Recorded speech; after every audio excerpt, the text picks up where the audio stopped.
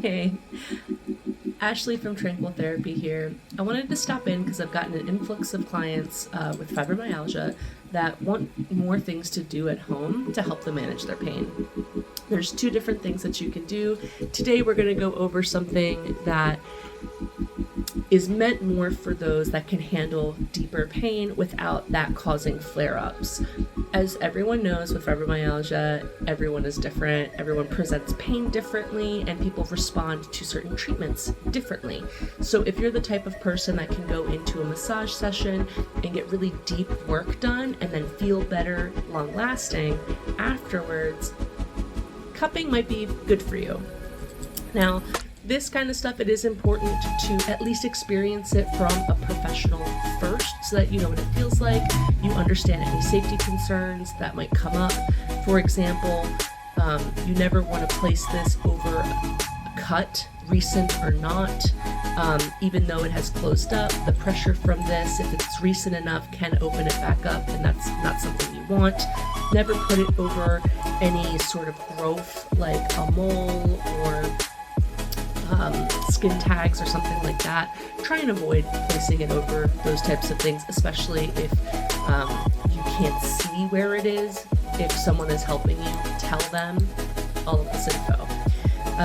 Next thing is, you don't want to keep these on for too long. As a professional, I can watch the cups and monitor what's happening, take them off a little earlier or a little later. So if this is your first time cupping yourself and you've already experienced it from a professional, then I highly suggest that you don't leave it on for any more than 3 minutes.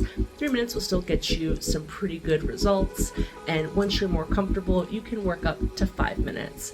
I make sure to tell my clients no more than 5 minutes ever, just because if you can't see it and you haven't taken a class in it, then it's probably best that you don't leave it on for that long.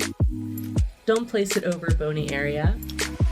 Don't place it over any cuts, recent or open. Where do I know? How do I know where to do this? A lot of times with fibromyalgia, we can feel like a tenderness almost. So go ahead and feel like where you're achy in general and see if you can't feel a difference yourself to start.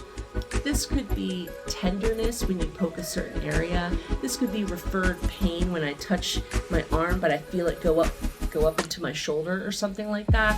And if you touch that area and it feels like something's going on, keep your hand there and place the cup there. Now, this cupping set that I have, or will link down below, does come with a lot of other things, but the best thing that you can do is figure out the type of cup that you need. This one, for example, is curved. It's not quite flat like this is. That's pretty flat. This is curved.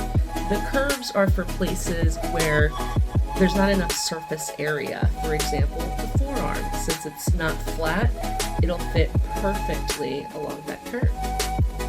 Another thing I suggest doing is take a look on Google, or if you have an anatomy book, at the muscles themselves. This way you can get a good idea of which muscle is doing what. For example, if when I lift my arm up, it hurts down here, I'm not going to want to place it on my shoulder blades or shoulders. I'm going to want to place it along my latissimus dorsi. This way, you'll also gain a better understanding of how your body moves. This is called kinesiology, and you can always look some stuff up on Google as well. Please make sure to look into credited sources. This means going towards someone or a brand or organization that has been around for a while versus something that's like livehealth.love or something like that. I made that up, and if they're a real company, I apologize, but go with credible sources. If this helped, please let me know. I would love to do more videos based on different autoimmune conditions and ways that it can help. Keep a lookout for the next video that goes over how to take care of those sore spots if you can't take a lot of pressure. There are other ways that you can address fibromyalgia, pain patterns, and flare-ups without using things like cupping or just straight up pressure. All right, this has been Ashley with Tranquil Therapy. Until next time.